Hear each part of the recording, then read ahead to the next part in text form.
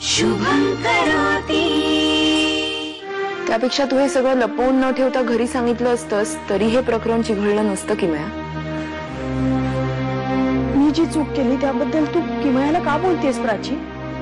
कारण तिने लपवलं नसतं तर तुझ्याकडून पळून जाण्याची चूकच घडली नसती। मला नाही वाटत विनीतच्या वडिलांमुळे आपण त्याला नकार वगैरे द्यावा। हो ना, मग तू बोलशील अरुण काकाशी? मी किमया, आपल्या सगळ्यांच्या वतीने तू सांग ना की श्रेयाला आपला फुल सपोर्ट आहे म्हणून। मी?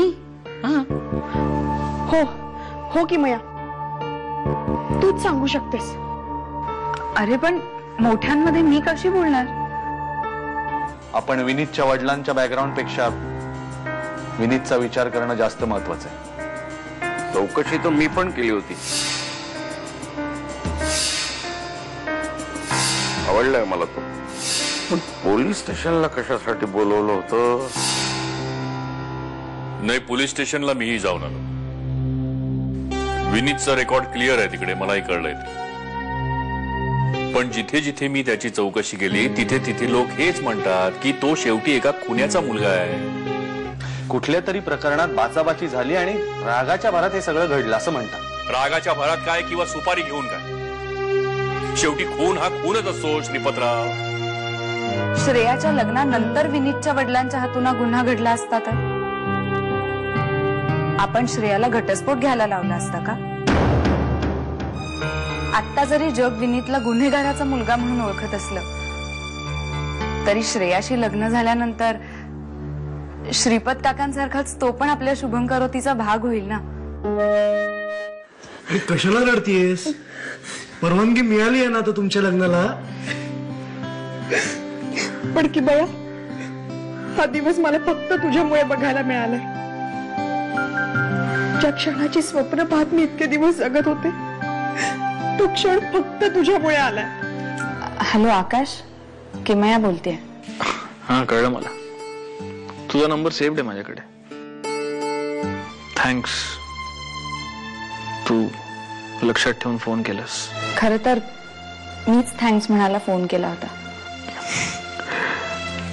नाही, दुपारी जे काही झालं त्याबद्दल थँक्स म्हणायची अजिबात गरज नाहीये। नाही नाही, मी वेगळ्याच कारणासाठी थँक्स म्हणायला फोन केला होता।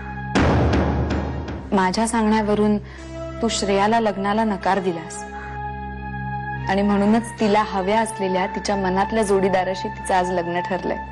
हो, गुड।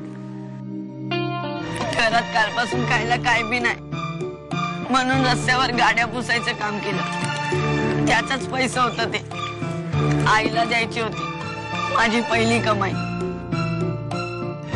अरे मग रडतोस काय मुलीसारखा? चल आपण शोधूया। लय शोधलं, नाही गावत। मग परत शोधूया, मी मदत करते तुला।